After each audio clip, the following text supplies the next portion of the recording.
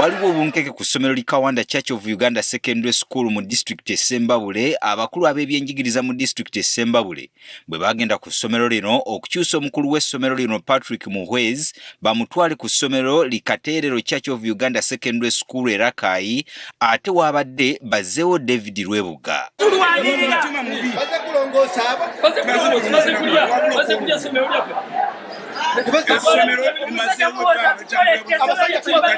Ensonga eno yatabula abaddukanya essomero lino nga balumiriza Lwebuga nti emirimu gye giriko akabuuza kuba essomero mwe yali avudde eryali liserebye nnyo mu byenjigiriza kyokka ng'owaaba emirimu gy'akola matabuta.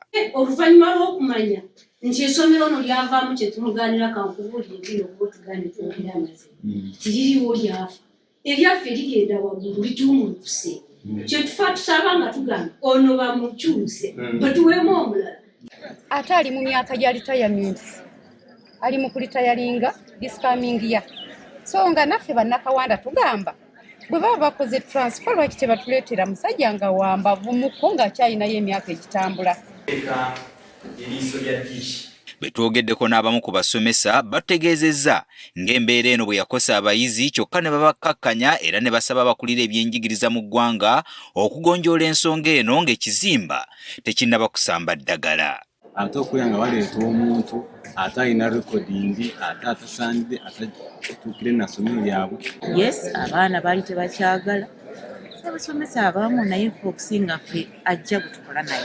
Ate b'abayizi batubuulidde lwaki omukulu w'essomero lyabwe bakyamwetaaga mu ssomero lino. Bw'otunulako ku mikwano gyange benina abasinga abava Lwemiyaga ate naye gyasibuka, so olabira ddala nti abaana abasinga nti bali wano olwayiye kubanga ali influential n'okubo.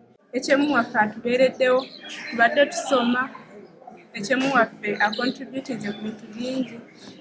Ekizimbe kyaffe abazadde badde bakizimbye nga kituuse ku nkomerero nga kigenze kuggwa. Akulira abasomesa mu district e Sembabule Mohamed Kiggwe asabye abayizi n'abazadde okuba bakkakkamu nga balindirira ministry kyegenda okuzzaako. Tugenda kuwandiikira ministry y'education tubategeeze byakola ki ebyabaddewo kuba tetusobola kusikaawo mugulwa. N'olwekyo nsaba abantu b'e Kawanda, abaana, abayizi bonna aba stakeholders babeere bakkakkamu okulaba engeri gye tukola ki etumaliriza ensonga eyo. Tekinnaba kumanyika obanga David Lwebuga yaddayo mu ssomero gye baali bamugye wabula nga Patrick Muhwez akyakakalaba emirimu gye mu ssomero lino nga bw'alindirira okusalawo kw'abakulu okwenkomeredde.